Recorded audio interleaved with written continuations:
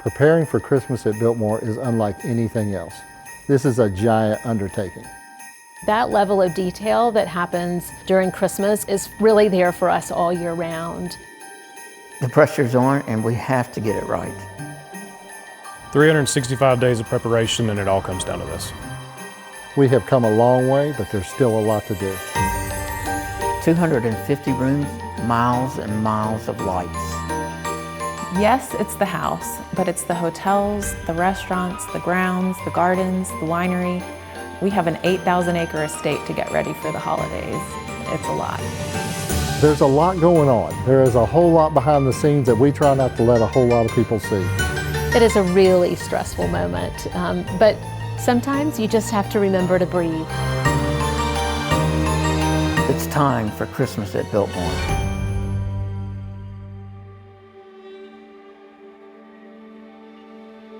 So George Vanderbilt opened his home at Christmas of 1895 and welcomed his family and friends here for the first time. And really the traditions of Christmas that we celebrate today are rooted in that moment in time. Well, we see in archival documents the preparations for Christmas and the opening of Biltmore House happening months in advance. That happens here today. We start months in advance, right? But one of the greatest traditions that we continue to carry on today is the raising of the big tree in the banquet hall. And one of the first trees that came into Biltmore House, Mr. Vanderbilt requesting a very large tree for the banquet hall. And so we continue that tradition today, and it's a great celebration that we all enjoy. My team has been getting ready for Christmas of 2022 at Biltmore since last year, December, during 2021, while Christmas was still up at that time. So the design process involves, first off, just coming up with imagery and the look, but then there's the logistical side to it. To kind of organize that, I do come up with, we call it our mega document. It's about a 12-page long spreadsheet that line by line, day by day, sometimes hour by hour, outlines where everyone on the team needs to be. Having that document in the end is what really keeps us on track. The banquet hall, which is here in the main house, is my responsibility this year. Of course, I said yes. I am quite excited. Banquet hall is amazing, 70 feet, 7 stories. So it's a pretty amazing room to actually, any designer gets to decorate. The whole company is really involved in getting ready for Christmas at Biltmore. We really depend on our engineering teams, our special event services teams.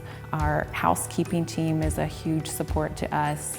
Glitter and pine and all those things can make quite a mess, and we really value their assistance. Our museum services team, they actually have a lot of say, making sure that what we're doing suits the house, suits the period. We want what we do to be fitting for the house, for the time, for the rooms.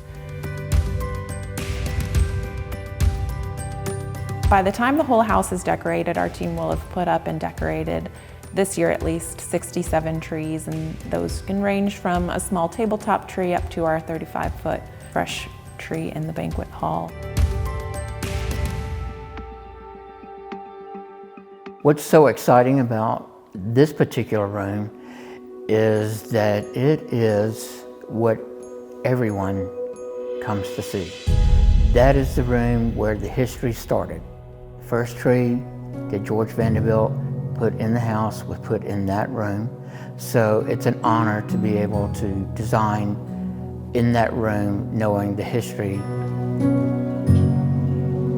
That morning, starting at 6 a.m., we're in here. Andrews Tree Farms, they've been growing our trees for over 30 years. Brings it to us. I'm not exactly sure of the weight. I think it weighs about 3,500 pounds to 4,000 pounds, depending on what the water weight is. And then we'll have over 40 men and women helping us pull this tree up.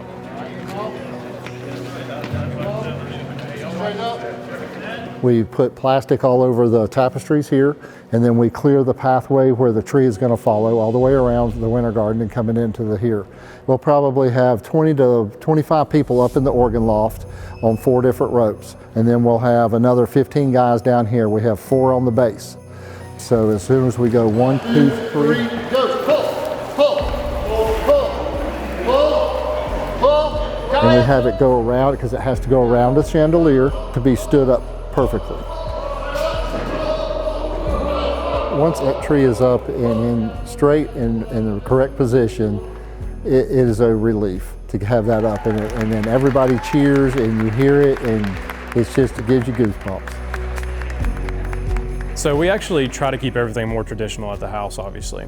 But the one thing I like about the village is you have that opportunity to try new things and bring in some newer ideas and opportunities from the industry itself. Like this year we have the 40-foot pole tree, and that has a full-on schematic that is dialed into where these lights will then operate in a certain design, and they'll also have sound to go with that. We try to one-up each year with something new.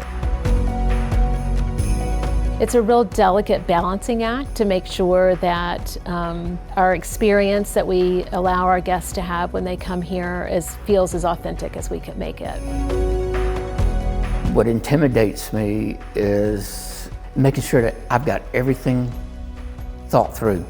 Before I get in the house, I have everything that I need, and there are days when things don't always work out like you are hoping they would. So you just have to go with the flow, and you always know that it's always going to be great at the end.